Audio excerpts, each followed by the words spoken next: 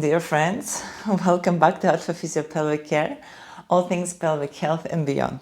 And today this video is for my wonderful moms to be. And actually I'm making it on a request of one of my pregnant clients. She asked me about how she can help herself to reduce the tearing of the perineal area during the vaginal birth. So this is, I think, one of the biggest fear maybe after the pain. What will happen if I tear? Can I do something about it? I've heard so much about massage and stretches and so on. First, give you a little introduction on tearing and what you can do to, let's say, minimize your chances. And then I can actually show you two techniques that, again, you might find helpful and that might also help you to reduce the chances of tearing. If you find this video useful, if you learned something new, make sure you hit that like button. Don't forget to subscribe for more tips, and let's do it. First of all, I must actually give you the bad news. The thing is, nobody can actually tell you if you will tear or you will not tear, and what will be the degree of the tearing and what will be the degree of the damage. I mean, nobody can give you 100% guarantee. However, the thing is, up to 50% of new moms, first birthing mothers, will have grade 1 or 2 tears. The good news is that usually grade 1 or 2 tears are only affecting either skin of the vulva or some superficial muscles. They can be stitched with several stitches. They heal very well, and most of the women will not have any complications and implications. Of course, there are cases of greater tears, and unfortunately, these are unavoidable. But again, nobody can give you any guarantees. The reduced chances is make sure you are finding provider that is on the same page as you with your birthing choices. So probably movement, trying to push in different position, perineal support and perineal massage. So intuitive pushing.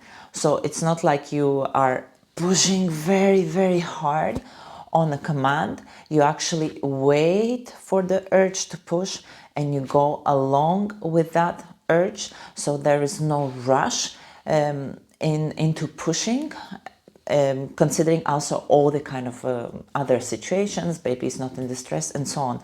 So the intuitive pushing is something that I suggest you to research, to discover, and is not the purple pushing where you actually hold your breath, you push as hard as you can, even when you actually don't have the urge to push. So this is what can actually increase your chances of tearing. Before you go into the labor room, many women ask me, shall I do perineal massage? The research of support of perineal massage is not great. However, it does show some benefits. From a pelvic floor physiotherapist point of view, if this is not doing any harm, and if there is even a slight chance to give you better experience, do it. And perineal massage, it's not something that will harm you, but it might give you a potential benefit of a reduced tears. There are a few rules that we should adhere to the massage before we start. So let's check on those. We start perineal massage after 37 weeks of gestation. The reason for this is we just want to always be on the safe side. We don't want to cause even a small potential of any premature birth. This is why it's suggested after 37 weeks, when the woman is getting kind of ready herself naturally to give birth. Second thing is, it's no point to prepare tissues long in advance before the actual action happens. So 37 weeks seems to be a reasonable time, 3 weeks. If you do the massage daily, you will not get tired of it, you will not get bored of it, you will not forget about it, you will actually do it in preparation. So, of course, there shouldn't be any contraindications. So we're talking about no infections, no skin irritation, no premature birth threats and so on. So you should have a low risk, normal pregnancy. And if all this is kind of checked, then we can start to do our massage. I want to also mention there are special devices to do the massage in the market now. One is the perineal massage stick. and one is so-called epi-no. Epi-no refers to no episiotomy, so that you might not be cut during the birth. But let me tell you something, guys. Sometimes it does depend on the circumstances, and honestly, sometimes it depends on the habits of your healthcare provider.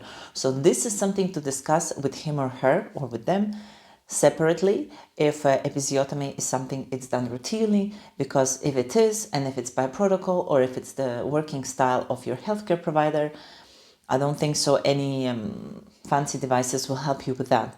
So it's very important to address and talk about these things with your healthcare provider. But now let's begin with the massage itself.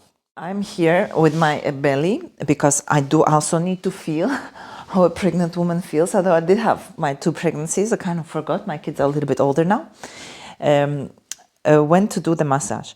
So if you are 36 weeks, 37 weeks pregnant plus, you will have a belly in front of you, and in order to do the massage, you must be able to reach to your vulva and opening of vaginal area. If you can't reach, then the only way is either to get a special device or to ask your partner to do that. I did have clients whose partner was doing it, and they found this way very effective. So it's up to you and your partner, really. I will show you something here that you do it for yourself for now. So in order to do the massage, first of all, you need to be in a semi-reclined position, not to get dizzy, and also be able to reach for the vaginal area. And the thing is, it's not very, very complicated. You do need some kind of lubrication. Quite often it can be even a special oil that is meant for the massage of the area, because we're not going very deep into vagina.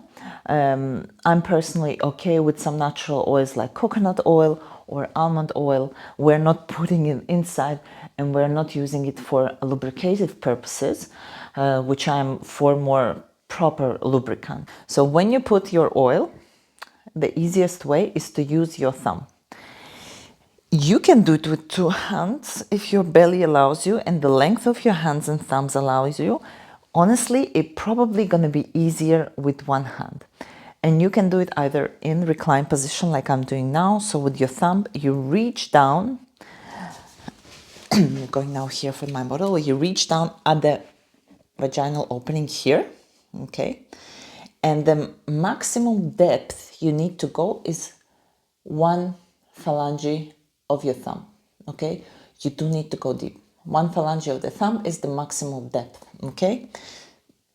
And then you do the side-to-side movements.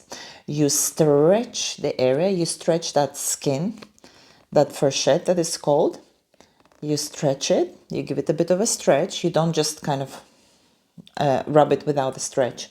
And also just at the opening, you can massage the area just at the opening, so the actual perineum. So what you do is you go side to side, so swiping motion, side to side, for about 2-3 minutes, okay? You can go slower, stretch it a little bit, slower, stretch it a bit, or you can just move it side to side from 3 o'clock to 9 o'clock for a couple of minutes. Then you can massage outside here for a couple of minutes, and that would be it. You do not really need to massage, for a very, very long time. Generally, the guidelines says 5 to 10 minutes. You don't need to do more than that. And if you feel some discomfort in the area, you can kind of stick into this discomfort and massage a little bit more. We definitely don't want to go in any painful sensations. Stretchy sensations are good. You can sit this way. Do it with 1 hand at a time. Maybe you cannot reach side to side. Maybe you want to do one side. Let me turn around. So maybe you can do one side here with 1 thumb and the other one with the other thumb, okay? If, like, this position is just not working for you, you can also go into kneeling position, 1 knee position, and this position can actually work for you, okay? But take into consideration, you are kind of holding your weight. There's a little bit more tension going on through your pelvic floor, so you don't feel more uncomfortable in this position, but again, it is an option. If you start to feel the area a little bit irritated, you don't have to do it daily. You can do it every other day. And the second thing, what you can do, and this is already when you are going to go into the labor, and this is kind of my life hack to every single mom who will be pushing, no matter unmedicated birth, epidural, and so on, is to learn to vocalize and to relax your pelvic floor as you vocalize. Now, if you are totally not a vocal person, breathing out and relaxing your pelvic floor. And this is one of two cases when I teach to breathe out or to vocalize on the breath out and to relax your pelvic floor. When pushing the baby, when pooping. When we exercise our pelvic floor, we engage on the breath out. Engagement. Here, we want to really gently breathe out and let our pelvic floor go. So I'm here, let's say, and it can be any position you choose to deliver. It's just easier for me to show on the 4-point kneeling. We're going to take a nice breath in, and as we breathe out, okay, we let our pelvic floor relax, and we can add some sound to it. We want low sounds. We don't want screaming sounds. We want low kind of level sounds, which is breathing in. Oh, or so really chesty sounds. If you practice this, you will see how much your pelvic floor is relaxing and letting go when you do these sounds.